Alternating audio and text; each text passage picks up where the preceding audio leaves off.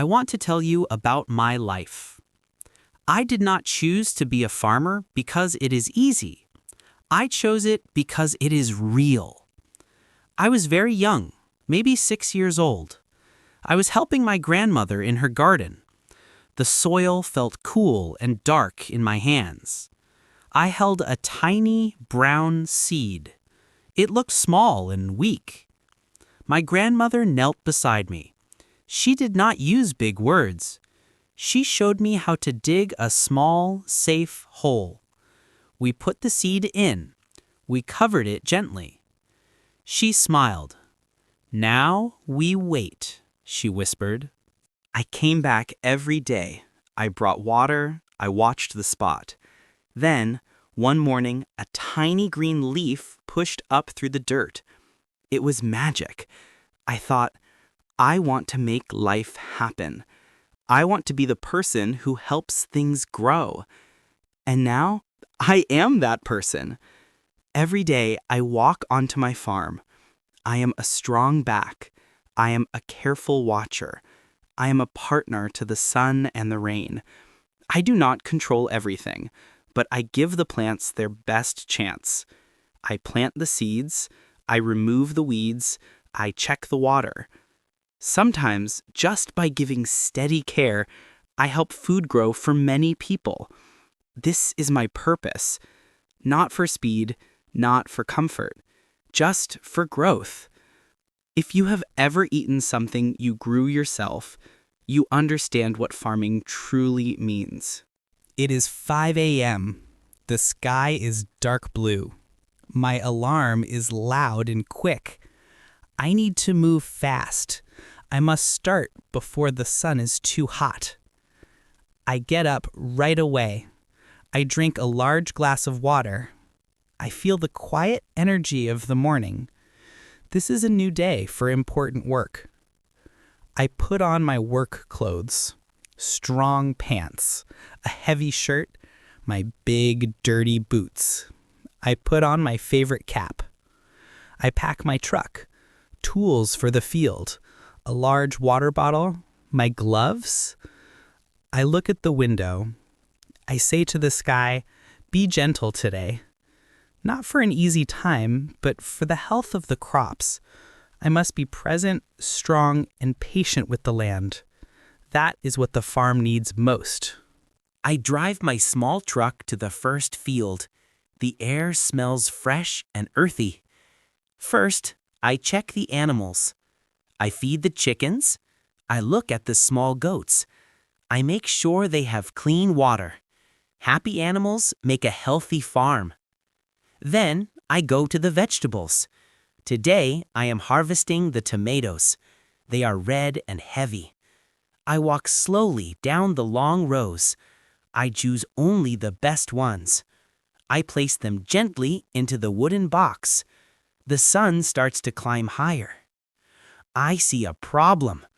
A weed is trying to take the water from my corn plants.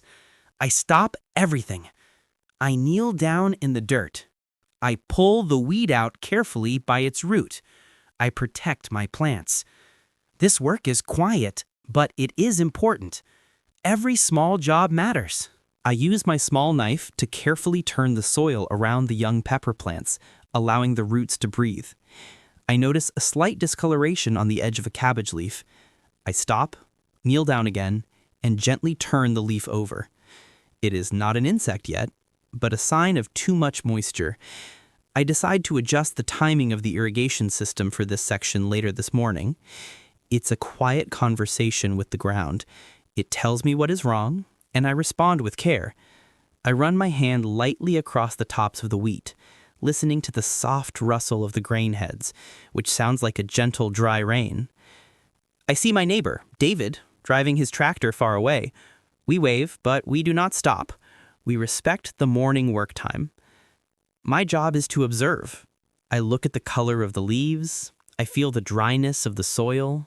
I listen to the sounds of the birds. The farm tells me what it needs. My attention is my best tool. The sun is high now. It is hot work. I take a break in the shade. I drink my water slowly. I eat a sandwich. I feel the deep tiredness in my arms. The afternoon is for repairs and preparation. I fix a broken fence post. I clean my tools. I plan for tomorrow's planting. I need to decide where the next seeds will go.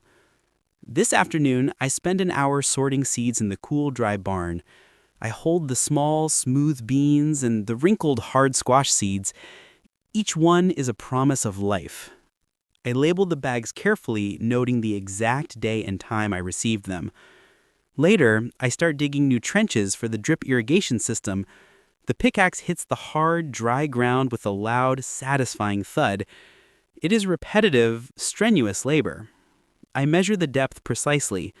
Precision is not always possible in farming, but when I can be precise, I am.